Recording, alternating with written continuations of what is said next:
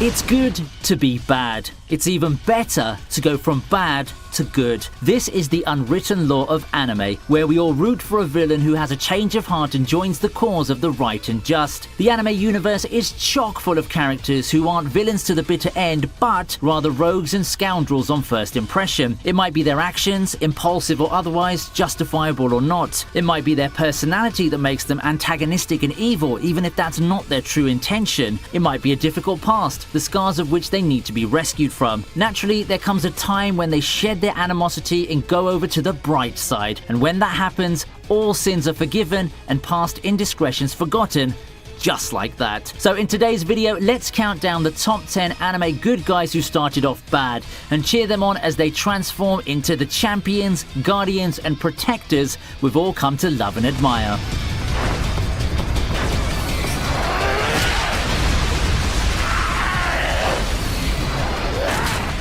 Appearances can be deceptive. To be clear, Teru, a talented esper and arguably Mob's first rival, isn't the dictionary definition of bad. His problem is that he's supremely arrogant and has a hugely inflated ego thanks to his academic brilliance, popularity with his peers, and his psychic abilities. He thinks, quite mistakenly, that the world revolves around him and there's no one quite like him. Now, this proud peacock has his delusional dream shattered into a million pieces when Mob beats the socks, pants and every other item of clothing off him. From then on, Teru is a changed boy, and not just because he loses half of his hair in the fight. Humbled by defeat, he even begins to emulate Mob, adopting his code of not using psychic powers to hurt others. Defeat also teaches Teru the meaning of vulnerability, a valuable life lesson. He might still have a little trouble being modest, but we definitely like him better now, even when his hair sometimes resembles a stack of hay. We all love watching anime, but how about taking it a step further with one of the best anime MMORPGs in town? Let me introduce you to the sponsors of this video, Aura Kingdom. Aura Kingdom's a free-to-play MMORPG that allows the player to take the role of the envoy of Gaia. With its engaging story, the player then gets to explore Azuria's various colourful regions, fighting monsters and solving multiple problems along the way. Now, at first I expected getting myself into the typical anime MMO, but Aura Kingdom just blew me away with just how much you can do. The staples such as dungeons, pets, skill trees and so are there. However, Aura Kingdom features some of the best and most well-designed pet systems that I've known in an MMO. In addition, there are a whopping 16 classes to choose from, so feel free to experience the game from all angles. The options are just staggering. Aura Kingdom, with its enormous range of options for costumes, mounts and pets, can provide that escape you need from the stressful days. So what are you waiting for? Click the link in the description and come and join the fun and hop into the colourful world of Azuria with Aura Kingdom. Throwing the second punch is Hajime no Ippo's Mashiba Ryo, who looks every bit the villain he is, at least in the first arc of this boxing anime.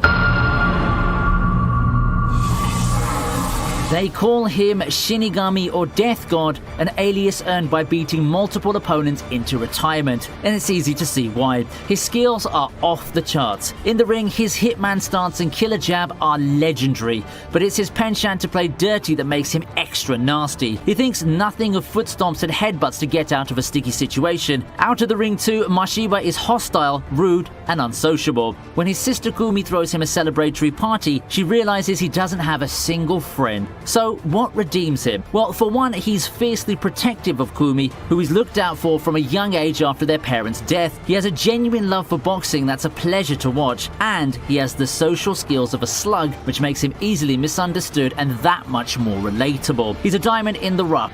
Well, that might be taking things a little bit too far, but it's suffice to say, Mashiba is not the devil.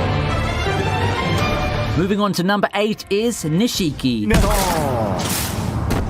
Nishiki is a model student and devoted boyfriend by day, but night reveals his true identity, a ghoul that eats humans. That's not what makes him bad though, all ghouls do that, since this is the only way for them to survive. But Nishiki is a ruthless, violent rebel without a cause who kills for sport. He shows no loyalty to humans or ghouls and can just as easily kill his own kind if they trespass on his feeding grounds. He's not above sadistic tricks either, as he shows when he takes Hide hostage to target Kaneki. Even his relationship with Kimi, his human girlfriend, is dishonest and selfish, given that he's willing to use her as food when his fight with Kaneki leaves him wounded and unable to hunt. Nishiki is the way he is because a family tragedy destroyed his trust in others and turned him into a lone wolf. Even then, it's hard to imagine him giving up his bloodlust, adjusting to a life without killing, and living in harmony with humans and ghouls. But that's what happens. He does remain foul-mouthed and hot-tempered as ever, though.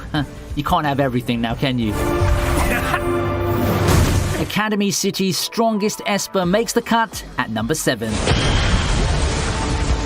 The pale-faced, white-haired Accelerator's not only aloof and unfriendly, he's a willing participant in what appears to be a highly unethical experiment that requires him to kill thousands of clones to raise his own power level. Quite unnecessary given that his psychic ability, One-Way Road, is immense. Accelerator's transformation begins when he's defeated by Kamijo Toma, a regular student with no psychic powers except for a mysterious ability to negate any supernatural attack. Accelerator's loss also spells the end of the experiment. His metamorphosis is complete when he meets his ward Last Order, a clone like one of the thousands he's killed. In a remarkable change, the cold-hearted teenager is now willing to endanger his own life in order to save hers. We later find out Accelerator's motive for joining the experiment was to power up to such a level that no one would dare challenge him and be destroyed by his powers. Since the switch to Mr. Nice Guy, Accelerator's even got his own side story in the magical franchise of which he's the chief protagonist.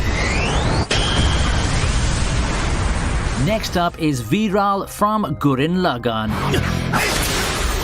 Veeral is a member of the Beastmen, a clan of humanoids that rule the world by terrorizing humankind. A recurring villain for quite a bit of this acclaimed series, Veeral considers the free-spirited Kamina his biggest rival and would do anything to defeat him, even if it means joining forces with just about anyone willing to take on the leader of Team Daiguren and his brother Simon. Sadly for him, his efforts almost always end in failure. Despite his sinister appearance and obsession with Kamina, Veeral has some honorable, even redeeming qualities. While he hates to lose, he won't stand for victory at the cost of his pride and honor. He's empathetic to even those who treat him poorly, and his inquiring mind makes him question the orders he's given rather than just follow them blindly. So given the way he is, it's no surprise that he eventually becomes one of the good guys. After being saved by Simon, Veeral not only joins Team Daiguren on the former's request, but succeeds Kamina as the pilot, a wonderful tribute indeed to a fallen rival he always admired.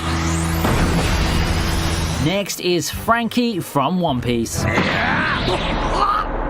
Where do we start about the next entry on this list? Before he became anime's most superhero in underpants and the shipwright and genius inventor of the Straw Hat Pirates, this seafaring cyborg was a bit of a Yakuza-style gangster. In the Water 7 arc that introduces his character, Frankie and his ship-breaking crew not only steal the Straw Hats' money, which they need for a new ship, but also beat Usopp to a pulp. The usually cheerful Usopp is already pretty miserable over the fact that his beloved Mary can no longer sail. Seeing him treated this way, watching him beg for the money and then despair over his own weakness makes us hate Frankie's guts all that much. He totally deserved to have Robin perform her clutch move on his crown jewels during his initiation into the crew, that's definitely for sure. Of course, Frankie makes up for his early mistakes by building the Straw Hats the ship of their dreams, a worthy successor to Mary. These days, Frankie's better known for his cool hairstyles, dazzling laser beams, and giving the Marines endless headaches by breaking into Dr. Vegapunk's lab. But who can forget that this lovable Hulk was once the catalyst for the Straw Hats' greatest internal crisis?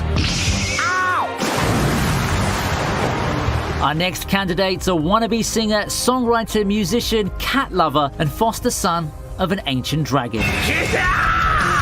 Gargiel Red Fox, the Iron Dragon Slayer, has bad boy written all over him, from his long spiky hair to the piercings on his face and body. These days, he's busy fighting dark forces, protecting his girl, and bickering with fellow Dragon Slayer Natsu. He's strong, loyal, reliable, and friendly, although a tad bit grumpy. For as long as we can remember, he's been one of the pillars of Fairy Tail. But rewind to the beginning of the series, and our favorite Iron Eater actually starts off pretty bad. Then a member of Phantom Lord, Gargiel Gajeel leads an attack on Fairy Tail, destroys its guild hall, and attacks its weakest members in the worst possible way. There's no strong motive behind his actions other than the fact that he's taking down the competition, and this is perhaps why he readily accepts Fairy Tail Master Makarov's offer to join the guild after he's soundly defeated by Natsu. Though Gajeel's sense of comradeship eventually grows strong and deep, there are those who still view him as disloyal and opportunistic, such as the Dark Guild Raven Tail. Gajeel uses this to his advantage as he successfully infiltrates Raven Tail on Makarov's orders. Sometimes a bad rep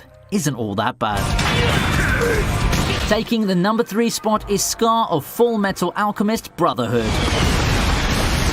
A villain of circumstance, but a villain all the same, Scar's a vigilante and killer who targets state alchemists. A survivor of the Ishval Civil War, his actions are driven by his hatred of alchemists who massacred his people and destroyed his homeland. Now, this blind hatred at times makes him attack innocents who have no connection to his troubled history. Scar's physical strength, intelligence, and thirst for vengeance make him a dangerous opponent to even the most skilled alchemists. And despite his fundamental opposition to alchemy, his right hand possesses a strain of alchemy that lays to waste anything it touches. As his arch nemesis Kimberly puts it, all this man knows how to do is destroy. What makes Scar even more fearsome is his belief that he's bringing God's wrath upon his enemies. But even in his crazed pursuit of revenge, he shows glimpses of his former, kinder self. For instance, his uncharacteristic response to May's little panda, or the way Ed and Al's relationship reminds him of his dead brother and makes him soften just that tiny little bit. When he ultimately starts looking at things without his veil of hatred, the alchemists find in Scar a potent ally in their battle against the evil homunculi. Taking the number 2 spot is the guy who had us all fooled into thinking he was the devil's spawn. Before he became the benevolent Kazekage and Naruto's friend, Gaara was a creepy 12-year-old who exuded menace with his dark-rimmed green eyes, bristly red hair, and permanent scowl. In childhood, the Sand Shinobi is the complete foil to Naruto. If Naruto's a ray of sunshine, he's a dark storm cloud. The Chunin exam arc introduces Gaara as the series' first villain who's of the same age as its lovable hero. Because he has the one-tailed beast Shukaku sealed inside him, Gaara is shunned by his father, feared by his siblings, and detested by his people. A loner who's sworn to love only himself, he's hostile to any and all. He's powerful and not afraid to use that power to hurt others. He shows no remorse, neither does he show mercy, even to those weaker than him. Friendships and human bonds mean little to him. All that changes though when he meets Naruto. For those of us who've grown up with this shonen classic, we now know Gaara to be strong, responsible, gentle, and mild-mannered. He's a skilled ninja, an inspiring leader, a steadfast friend, and a loyal ally. He's also popular with the ladies. Seeing him now, you almost forget the young child filled with animosity and at war with the whole world.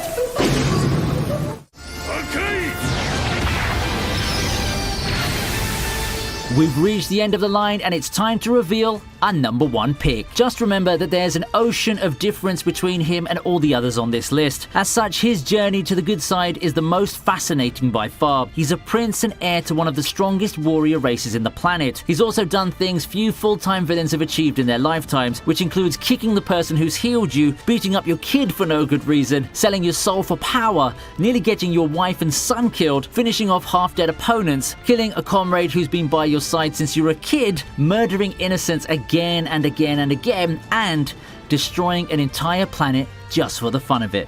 He is Vegeta, Super Saiyan and super bad. There's no points for guessing. Vegeta might be one of the good guys now, but through the Dragon Ball franchise's long ride, he's essayed every other role imaginable. Villain, anti-hero, even comic relief. If you recall his infamous mustache in Dragon Ball GT, notch that up as one of his crimes along with being smug, cocky, elitist, and arrogant. Vegeta's list of evil deeds sometimes crosses the line of criminal stupidity, like when he allows Cell to achieve his perfect form only to then be taken down by that form. He might have eventually ended up as the perfect family man and Earth's great champion, but he's still no angel and never will be. And there you have it, the top 10 anime good guys who started off bad. I hope you enjoyed watching this video as much as I did making it. Give it a like if you did. You can also drop me a line and tell me what you think of this selection, or if there are characters that you think should be on this list. Let's have a conversation about it. Don't forget to check out our sponsors game Aura Kingdom. The link's in the description. Ciao!